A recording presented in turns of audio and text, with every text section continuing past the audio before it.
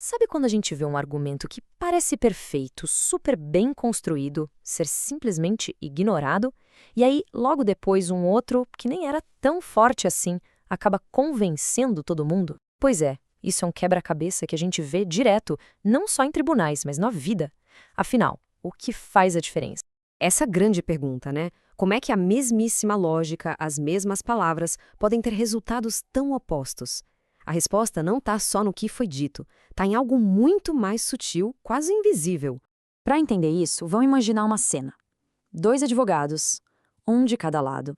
Eles apresentam, palavra por palavra, o mesmo argumento para um juiz. Para o advogado A, o juiz diz não.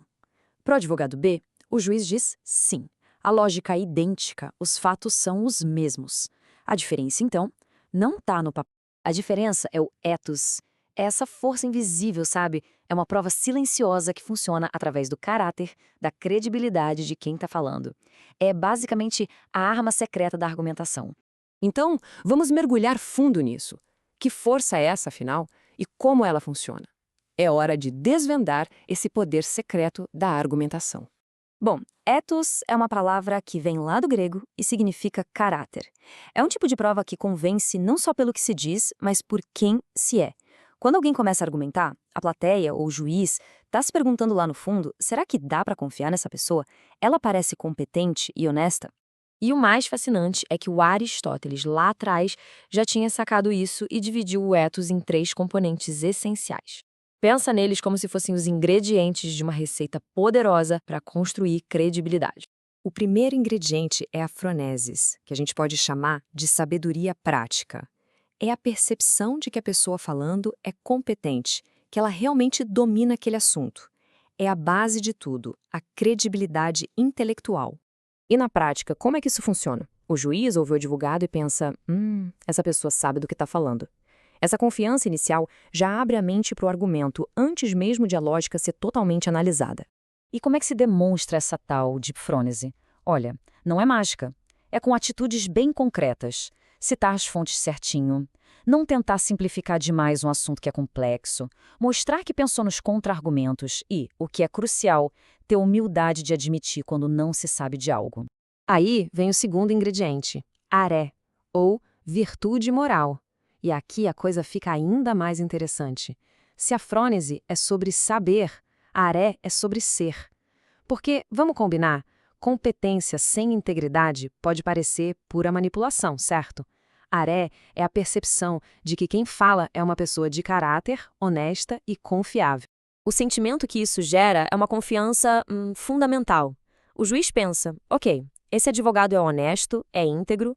Isso quer dizer que ele não vai partir do princípio de que está sendo enganado. A palavra da pessoa ganha um peso enorme. Demonstrar, Arete, tem tudo a ver com honestidade intelectual. Por exemplo, admitir abertamente um ponto fraco no próprio argumento. Pode parecer estranho, né? Mas, na verdade, isso constrói uma confiança gigantesca, porque mostra que a verdade é mais importante do que só ganhar discussão. E por fim, a eunóia, ou boa vontade. Se a competência nos convence e a integridade nos dá segurança, a boa vontade é o que nos conecta. É o componente que humaniza a pessoa. É aquela sensação de que ela não está ali só por interesse próprio, mas que se importa de verdade com o resultado justo para todo mundo. Sem isso, até o especialista mais honesto do mundo pode parecer frio, distante. É essa combinação que cria o verdadeiro impacto. O juiz já não vê só um técnico competente ou uma pessoa honesta. Ele vê alguém que parece ser motivado por algo maior, alguém que se importa com a justiça e não só em ganhar a qualquer custo. É a soma de frônesis, arete e eunóia, que constrói uma credibilidade que é quase inabalável. E isso é demonstrado em gestos, como tratar os oponentes com respeito, propor soluções que pensem em todos os lados, expressar um desejo sincero de que a justiça seja feita, não importa quem ganhe no final. Certo, então o ponto principal é como a gente pega essa teoria toda e transforma em prática. Porque ethos não é uma coisa que a gente liga e desliga, é algo que se constrói, tijolo por tijolo. Vamos ver como isso funciona no mundo real. Construir ethos é um processo contínuo. Começa com a demonstração consistente de competência, de integridade e de boa vontade. Com o tempo, essa consistência toda cria um histórico, uma reputação que chega antes da pessoa e já fala por si. Ok. Mas qual é o impacto real, tangível disso tudo. Como um ethos forte de verdade consegue influenciar uma decisão? É aqui que a teoria encontra a realidade, e de um jeito bem impressionante. Pensa assim, um juiz que confia em quem está falando, ele entra no modo de concordância e não no modo de crítica. A receptividade a um argumento é muito, mas muito maior quando o orador tem um ethos forte. A porta da mente do juiz já está aberta. E esse é talvez o efeito mais poderoso de todos. Quando a lei não é clara ou os fatos são meio ambíguos, para quem vai o benefício da dúvida? Para o advogado sem ethos, a ambiguidade é um problema. Mas para o advogado com ethos, essa mesma ambiguidade acaba sendo resolvida a favor dele. O ethos vira o fator de desempate. Mas como a gente sabe, um grande poder sempre vem com uma grande responsabilidade.